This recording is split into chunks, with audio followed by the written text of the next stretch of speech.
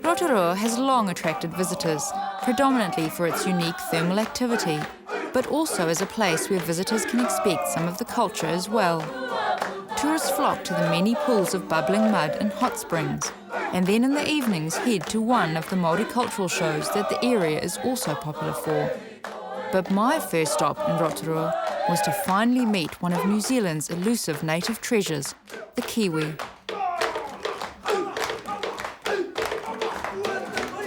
The term Kiwis is popular for referring to people from New Zealand.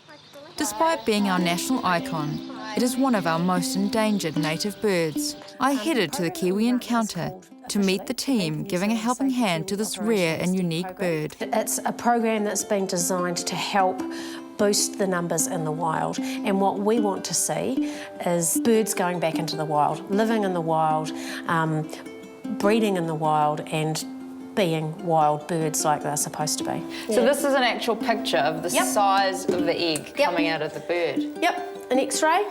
Be very pleased you're not a female kiwi. It would be like you having a 35-pound baby. Not once, but twice. Because 15 days after laying this egg, she lays another one.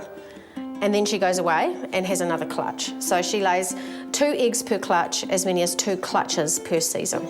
That's scary. It's very, very frightening. And what we do here is we will prepare the eggs for incubation, we'll incubate them, we'll hatch and raise them in a protected environment until they weigh 1 kilo. Now, at 1 kilo, they're considered able to defend themselves against the stoat. And the stoat is the worst predator of kiwi in New Zealand. They estimate that stoats kill about 40,000 kiwi chicks every year. So if we can do that and release them into the wild at that 1 kilo weight, their chances of survival go from 5% to 60, 70%. I was invited to have a very special peek behind the scenes into what the Kiwi Encounter team are doing here. Tony took me into the feeding room, where I finally got my first ever glimpse of a kiwi chick. Oh, wow. Just like 2 balls of fluff. They look very tempting to touch, but I know the rules. Claire, the husbandry manager, introduced me to an adorable kiwi, one of the many newborns that she was tending at the moment. After weighing it and recording its vitals, it was breakfast time. Wow, it's a pretty big chunk. Just like a real baby spilling on your shirt. It was a really special experience to finally meet a kiwi. I must admit that before I did, I was still a little embarrassed that my national bird couldn't even fly. But now I count this as one of my favourite experiences in my own country. I don't know how long I've lived in New Zealand. I've never seen one till today. And now I've got it really close and personal. After watching the babies feeding, Tony wanted to show me some of the other graduates from the Kiwi Encounter program.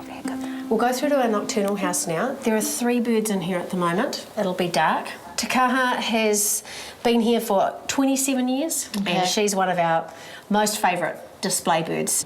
She's still pretty sensitive to noise, so yeah, should probably know that we're about. But this is, you know how birds sing in the morning? Yeah. This is their first thing in the morning. She's just gotten up for the day, so if she calls, she tends to call now. Come on, make a noise.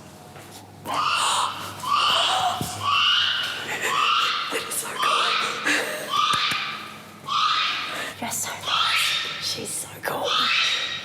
You big, beautiful, grumpy old thing. That's only the second time it's happened to me, and I've worked here 5 years. Really? Sharing some of Tony's excitement for these birds, I asked her if she thought that the kiwi was appropriate to be our national icon. Absolutely. Absolutely. Unusual, feisty, just cool. Yes, I think they should be our national bird, definitely.